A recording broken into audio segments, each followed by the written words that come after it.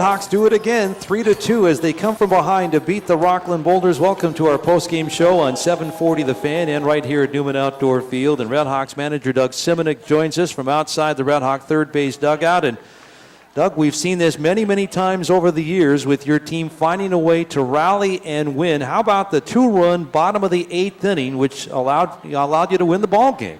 Yeah, Mitch opened it up with a base hit, and I let Todd and him try a hit and run there, and Todd just hit it in the air. But after that, Penn Price, who's been getting on base, was able to get himself going. And, a lot of good things happened in the inning, and we were able to eke out a couple runs on the ball up the middle. Zach heads up base run and scored. And I let CJ, I whistled at him from the dugout to have a whack at it 3-0. Got inside one and blooped it in. Good pro hitting, and was able to play the third run. And Doug, Bobby Blevins, their starter, was very good, and the RedHawks were stymied most of the night, and you had to kind of manufacture this victory, but a good stick-to-itiveness by your team, I thought. Well, he didn't give us a lot of good swings. It was hard to get the real good swing off him. He had a little plan. He pitched some left-handers up, threw the ball down occasionally to a lefty. He had Brackholt a little bit deep on his bat, got him up a couple times. But, just as long as our pitching could keep us close enough, I thought we had a chance. Just a matter of, if we ran out of innings or not. But, Caldera just opened up in the first inning. It was a little off cue, he was scatter shot, walk, hit batter, and then their big hitter flipped one through the infield and 2 runs came in. So, he settled down after that and did a real nice job. I don't know how many he struck out. 5. Mm-hmm. 5, yeah. I mean, he was a little bit more himself after the first inning. How encouraging is that, Doug, the way Caldera did settle down there from innings 2 through 7? He allowed just 3 hits, the 2 runs. Does that really kind of give you some optimism about his next outing or two? I don't know. We'll have to see how it goes for him. I mean, he's struggled since July 15th. He hasn't won a game, so we need him to get him on the right track. This is a step in the right direction. We took him out 96 pitches. I mean, I think he's still got 3 pitches that he can get around the plate. And if you can get him around the plate and get him for strikes and get some swing and misses, he's good, Stay away from the walk. It's he just ran into a little bit of a lull, and when he ran into a lull, he just can't get himself right. He's just starting to come back a little bit. Doug, tomorrow you go for the series victory over Rockland, a 12:30 business day special. Those games are always fun for the fans. I'm sure we're going to have a big crowd. Sounds like the weather is going to be great, and you're going to send lefty Jake Labor to the mound tomorrow, and I thought Jake took a step in the right direction in his last outing. Yeah, gets to the middle of the game. He's got to be a little bit more savvy. We need a big one out of him tomorrow. Our bullpen's a little bit it's coughing a little bit, so if we can get Jake to pitch us in the 7th inning, we have a better chance. It's just we've really used Kilcrease and Harris pretty much. Yeah. Congratulations, Doug. Thanks for the visit. The RedHawks with a 3-2 come from behind win tonight at Newman Outdoor Field, and they're now 53-30 for the season at 23 games above the 500 mark for the first time this year.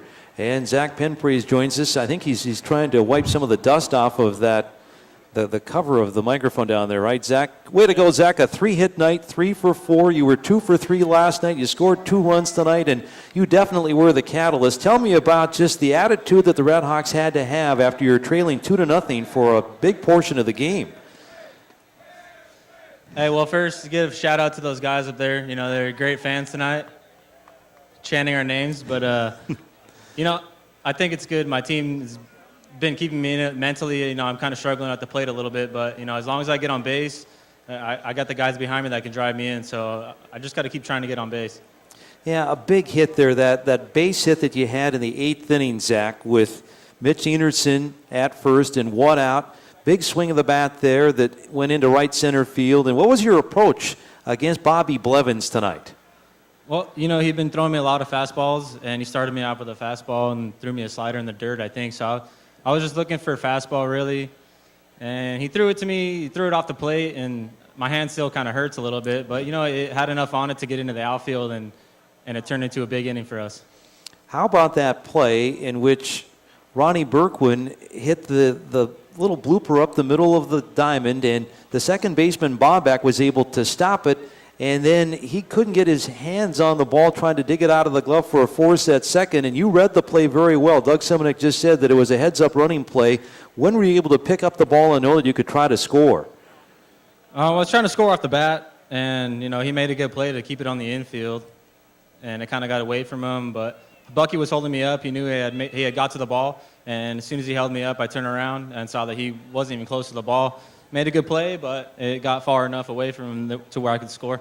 And C.J. Rutherford just does what C.J. does, right? Another RBI, his 60th of the year. This guy's amazing with his ability to put the ball in play and produce runs, isn't he?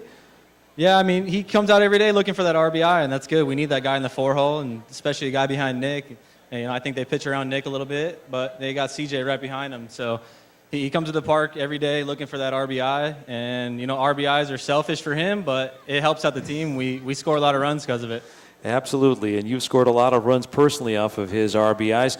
Tell me a little bit of a snapshot of this team right now, Zach. The team right now bearing down on a playoff spot, but you don't want to look too far ahead. What does the attitude need to be for the RedHawks in these final 17 games of the regular season? We just keep it the same. We've been great in the locker room, getting along, and we've bumped heads a little bit, but as long as we just keep doing what we're doing, and we're a great team, so just keep the same attitude and keep getting along and having fun and get some wins. Very happy for your success. Keep stealing bases, and we'll talk to you again tomorrow. Thanks, Scotty. You bet. Zach Penpraise, RedHawks shortstop, a 3-for-4 night, 3 singles, a stolen base, 2 runs scored, and he scored what proved to be the game-winning run tonight on that bloop single to center by C.J. Rutherford in the bottom of the 8th when the RedHawks scored 2 runs and came from behind to win this game by a final of 3-2. Coming